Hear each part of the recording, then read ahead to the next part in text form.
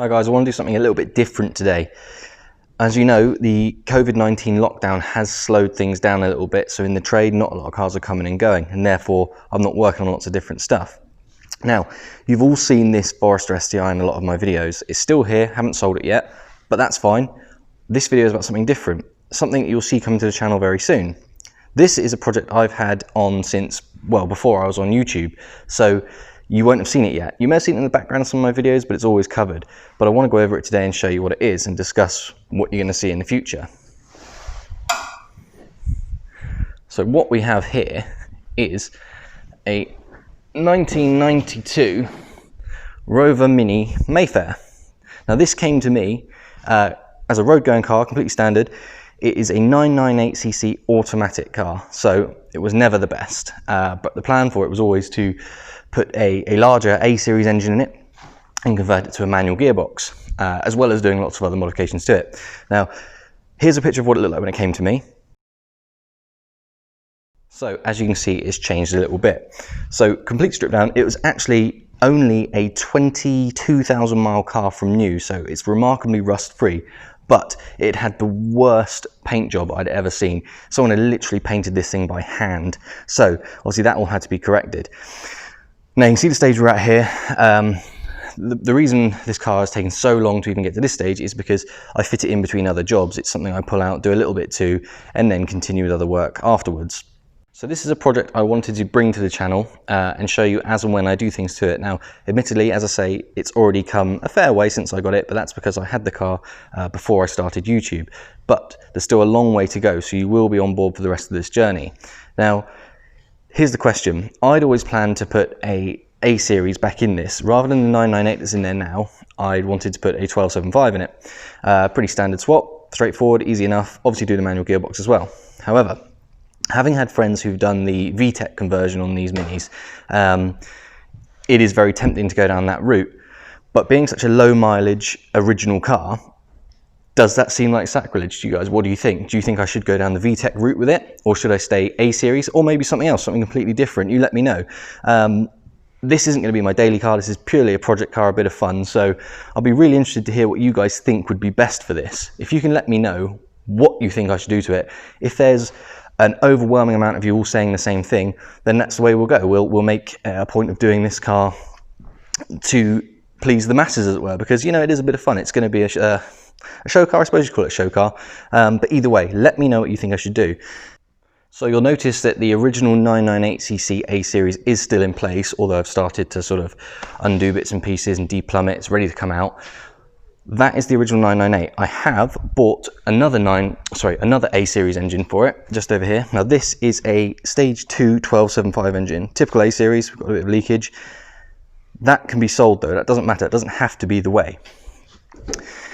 If we were going to go down the VTEC route, we could go B16, B18, or maybe a D-series engine. Again, these are all things to be decided. In terms of the look of the thing, I'd always planned to keep this looking relatively standard on the body. What I have done, I've got a set of deep dish wheels for it, although I'm not going to use those, so I'm not too happy with them. But I do have tons and tons of spares here. I have a replica Sport Pack arch set up there, ready to go. So that will probably go on there, as well as, obviously the car's going to go lower, so low and wide, but standard bodywork. That's the plan at the moment. Now, you'll notice this is a sunroof car. It would be easy enough to change the roof skin and take away the sunroof, but I personally think the sunroof's quite cool. The intention is to put a proper roll cage in this car, so it'll be rigid, it'll be lovely. But I like the idea of keeping the sunroof, but again, you know, let's think about this. Does that make it more attractive or less attractive in the larger market? It probably won't be sold on straight away, but it's worth asking the question. So interior wise, the plan will be to keep this, I don't know if I dare use the term track spec, but completely minimal. Nothing in the back, probably just a pair of front seats rather than a single seat, pair of seats. Keep everything as lightweight and minimal as possible. Obviously you minimize weight, you maximize performance, that's a given. So that's the plan for the interior. It won't be a comfortable place and it won't be a quiet place, but it will be a fun place to sit when you're driving, hopefully. So that is the score with the Mini. As I say, you've seen it in the background of a few of my videos, but always covered up. this is what we're working with, and you can look forward to seeing more of it on the channel. Apologies you didn't see the strip down stage of this, but I will put some pictures up in this video of the various stages this car has been through so far.